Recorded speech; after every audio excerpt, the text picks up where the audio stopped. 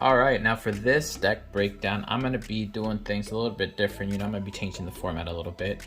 I'm going to be going over ING's deck list and comparing it to the deck list that I decided to go with, and kind of like talk about the reasoning behind I made some deck list concessions.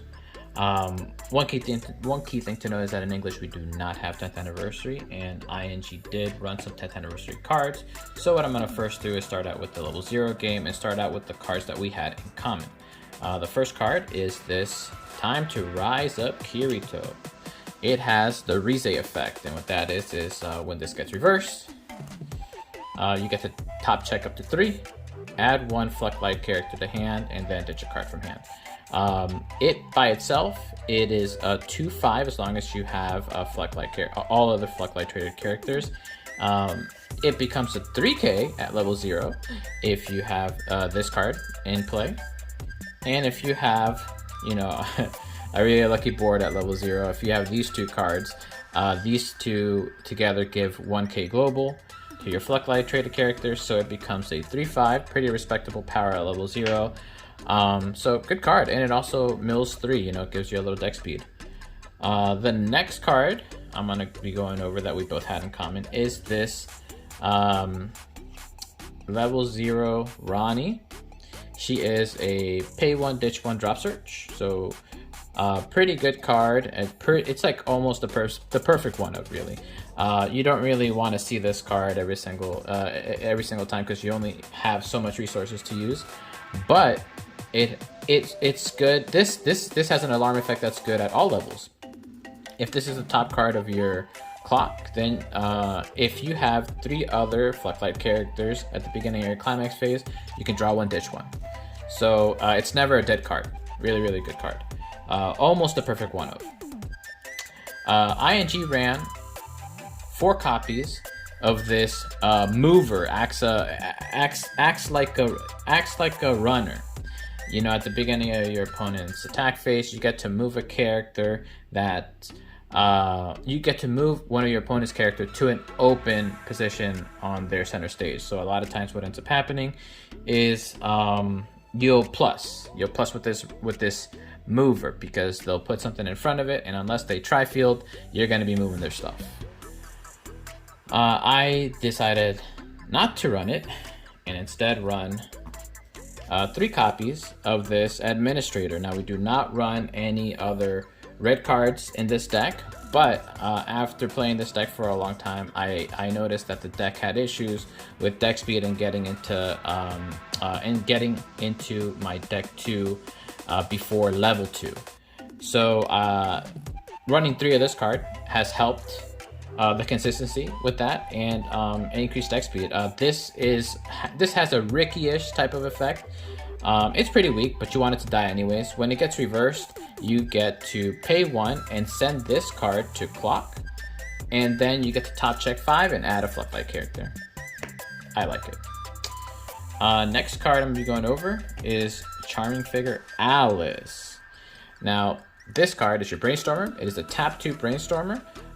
You flip 5 cards, and for every win trigger, you get to salvage one character. Very important. It says character, so it's not trait locked. You can get any character from your waiting room now. So you can kind of like use the older SAO cards. I mean, I don't know if you really even want to, considering the fact that a lot of the cards here have good synergies already, but it's an option. I run 3, ING ran 4. I'll go over the JC after I go over Splitting Sound of the Sword Alice. Now I ran this as a 4 of. This is a draw to the set, and I just want to see it as early as possible. ING ran it as a 3 of, so 3, 4. They're both decent. They're both good numbers to run. This card has a pretty cool effect. When you trigger a wind climax, you get to look at the top card of your deck. That part is a main. But if you do, you have to put that card underneath as a marker. But you get to, at the beginning of your next turn or whenever you decide to proc the effect, at the beginning of your climax phase, you get to remove the marker that's underneath it and bounce a character on your opponent's field back to the hand. Pretty cool card.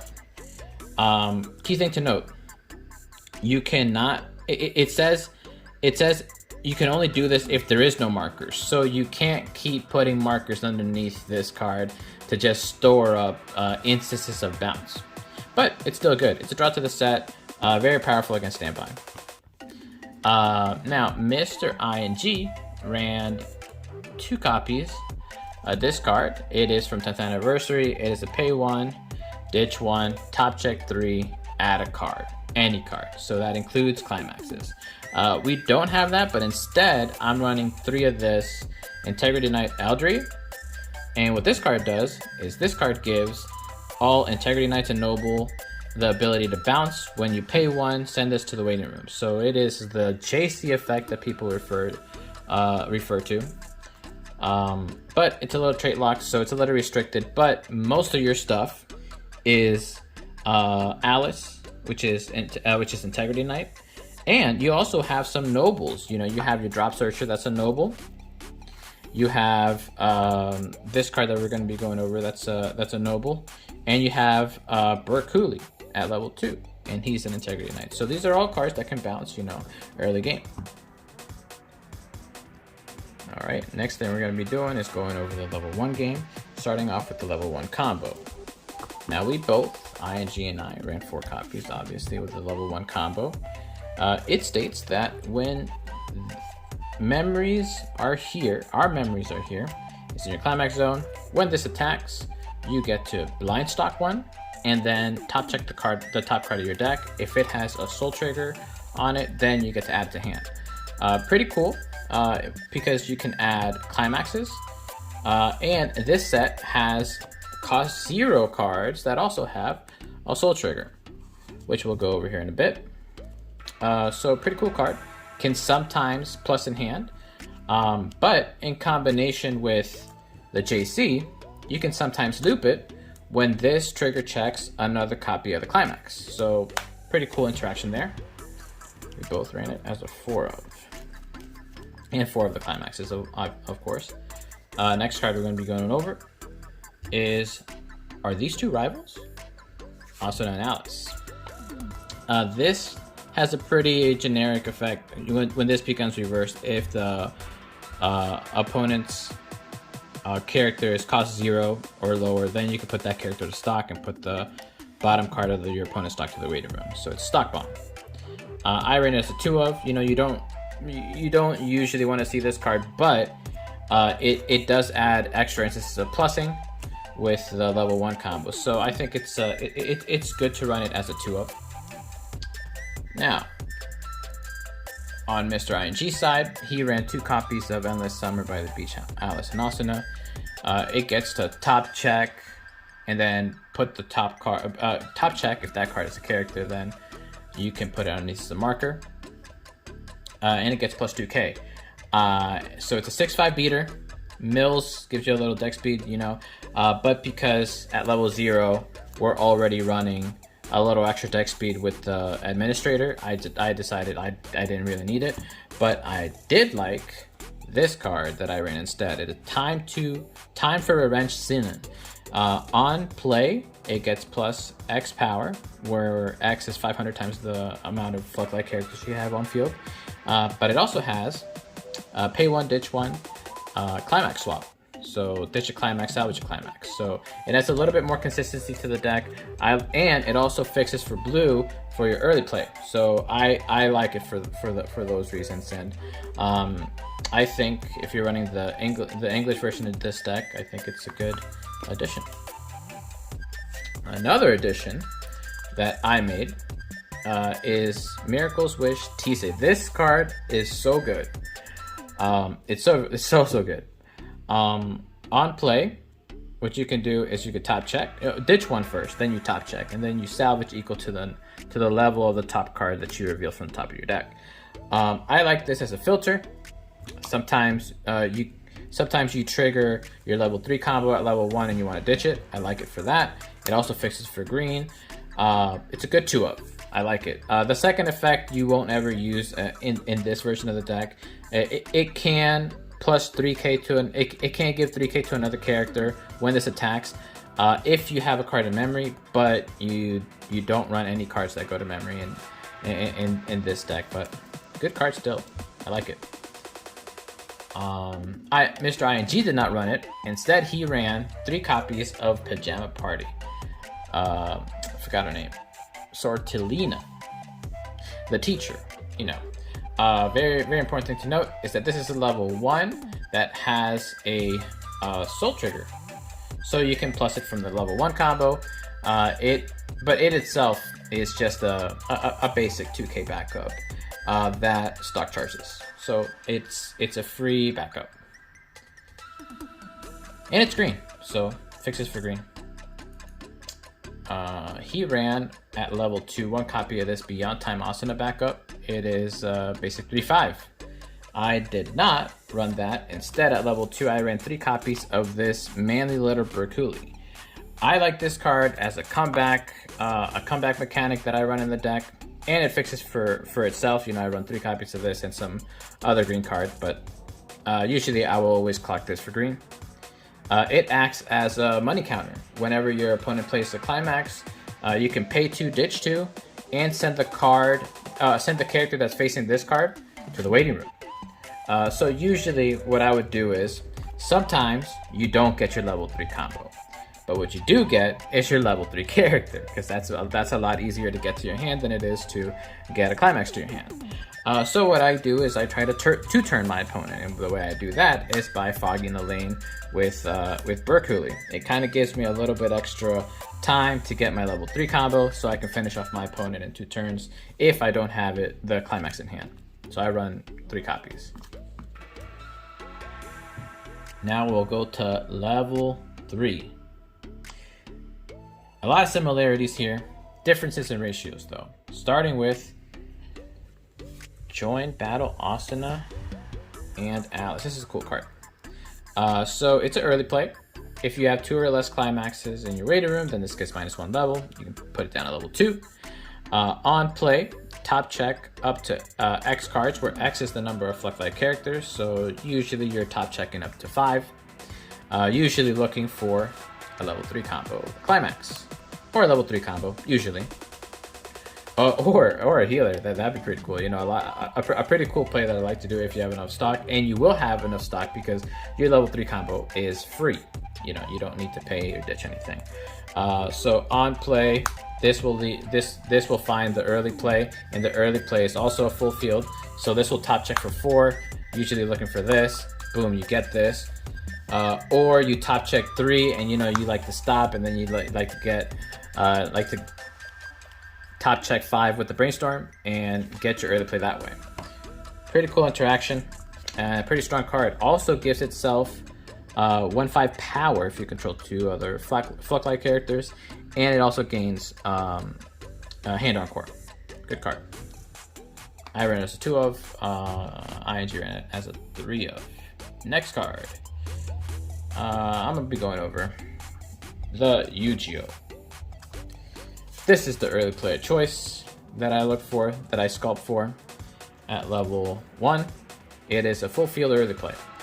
It gets plus X power, where X is 500 times the number of Fluctlight characters that you have when you play it.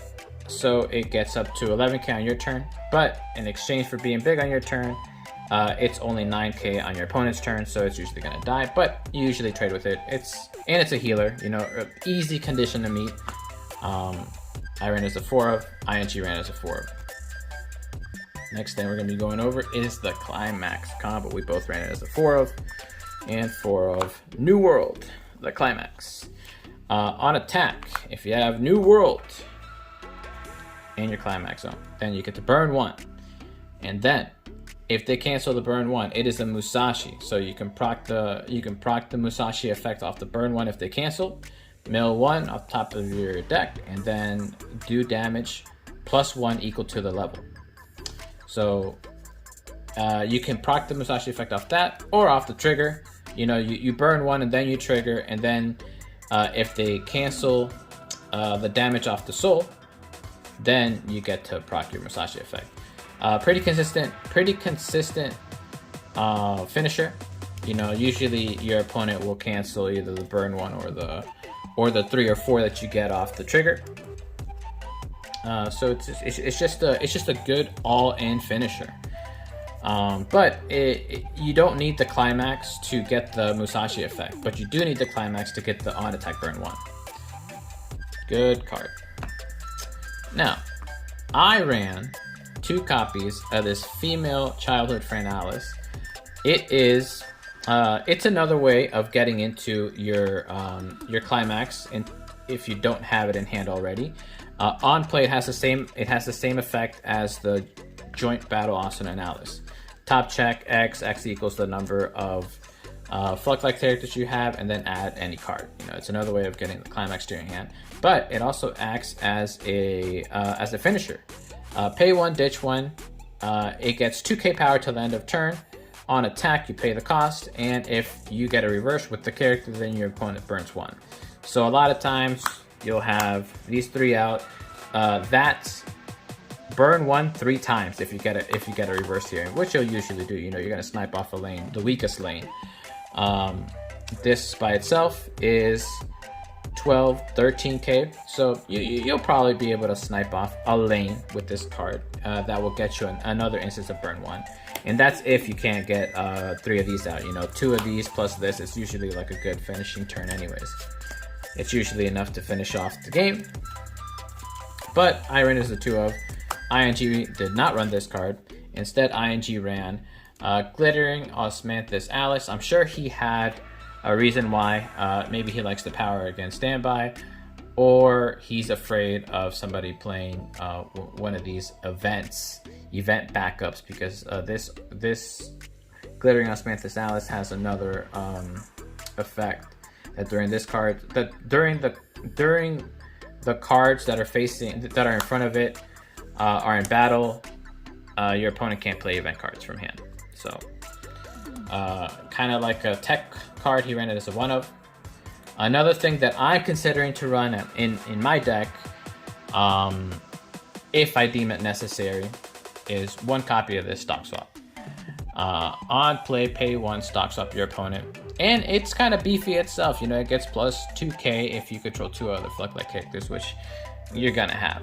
And this usually means 3k, because you're gonna have your back row setup of the Brainstormer and the Bouncer.